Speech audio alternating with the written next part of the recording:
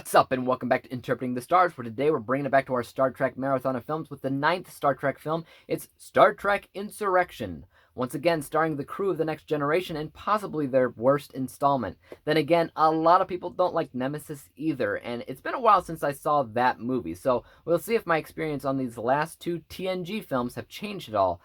But gadzooks, this film it's something else. Let's get cracking. This review is brought to you by the word of the day, gadzooks. An exclamation of surprise or annoyance. Star Trek Insurrection brings Captain Picard and the rest of the crew of the USS Enterprise to an incredibly curious planet that holds the secrets to immortality, a hot commodity that others are willing to kill to achieve. The plan is simple. A killer race of ugly and dying aliens are willing to swap out the original inhabitants of the planet so that they can live there instead and escape death. There's only one problem with that. As Captain Picard always likes to point out, it goes against everything the Prime Directive is all about. So here's the thing. When I first saw this movie, I had never seen the show before, and you really gotta watch the show to fully understand and comprehend what the Prime Directive is, and why it's so important. The idea itself is rather simple. The Prime Directive simply says, don't interfere with the natural progression of events or evolution of other species or planets. It works for the show much better because it's able to showcase multiple ways of how this directive can interact with the universe and why it's so utterly important. The movies, it's like a blank excuse. If you haven't seen the show, all you have is an old guy talking about this thing called the Prime Directive, which means absolutely nothing to you. I'm telling this to you because I now understand the story a bit more than I ever have before. That being said, it's still an incredibly convoluted mess that doesn't make a lot of logical sense. There are 600 people living on this planet. 600, that's it. There's not enough room on the entire planet for a ship full of ugly aliens to also live there? It has to be an us or them situation? The Prime Directive has to be messed with? I just don't get it. And the thing is, that's the only story.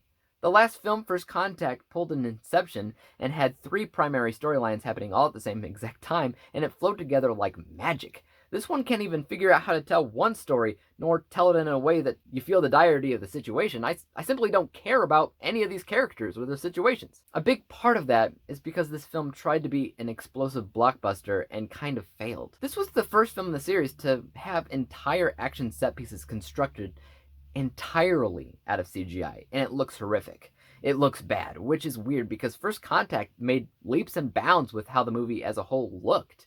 And this one looked like hot garbage. Beyond that, I don't think the film placed enough independent importance on the crew's shoulders.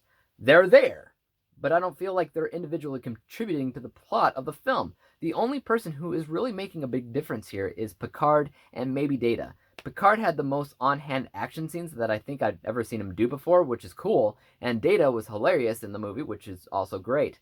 But I love the rest of the crew. I want to see them do stuff. I want to be like Star Trek Insurrection. Well, yeah, that's the movie where Picard did this, where Data did that, Riker was over here doing this, Dr. Crusher was busy holding everything together over there, Counselor Troy was figuring something vital out here, and Geordi was making a breakthrough in the engine room, or something. But I don't get that while watching. I see a lot of focus on Picard and Data, like I said, but that's it. Beyond that, this film contained the same problem found in Star Trek The Final Frontier. You had a movie starting off with 3 of the main characters singing. A British tar is a soaring soul, as free as a mountain bird. His energetic fist should be ready to resist a dictatorial word. Sing, Wolf, sing. Only this time, they added the extra part where there are sing-along lyrics on the bottom of the screen with a dancing dot that bounces from word to word so that you can sing along at home. I'm not kidding. That happens. Why? Did William Shatner write this one too? His bosom should heave, and his heart should glow, and his fist be ever ready for a knockdown blow. Prepare the doggy claps. Oh my god, is there anything good about this movie? Of course, there is. It's found at the heart of the premise itself. The planet in this film is a glorified fountain of youth story, and I love a good fountain of youth story. I think there's a lot of different directions you can take something like that, especially within a Star Trek setting. And how they approach it, it's not bad. But again, the logic behind the decisions made in the movie are just really silly and unlike what you'd typically expect to see out of these characters. I mean, I'm only on the 2nd season of the show at this point. Maybe they start to get super stupid from here on out, but I certainly hope not. I love the metaphorical and philosophical discussions on the show. These movies getting more and more explosive really kind of annoys me, which makes me think I'm really turning into a Trekkie. And that has me worried about the 2009 J.J. Abrams Star Trek film, which I remember loving and made me interested to go back to the TV show in the first place. So we'll eventually see how that holds up. Until then, let's take a look at the final score. From an unbiased technical vantage point, the film was mostly safe. When we're ignoring the parts of the movie that either entertained us or annoyed us, the stuff going on behind the scenes was mostly business as usual. The visuals left a bit to be desired, but everything else looked more or less on par with the rest of the films. And it's always good to see the cast of The Next Generation in another movie.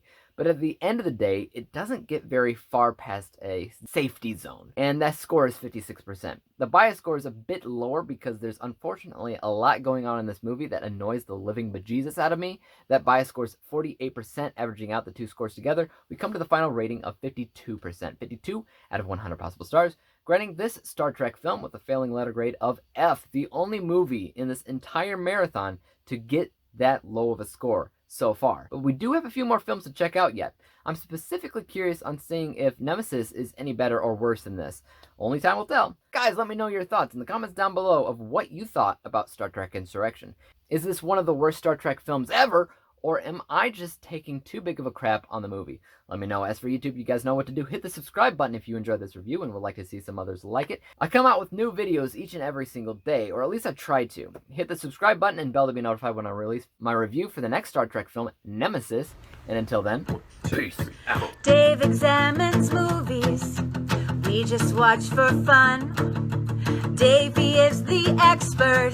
He is the #1 critic that I go to when I need a movie pick.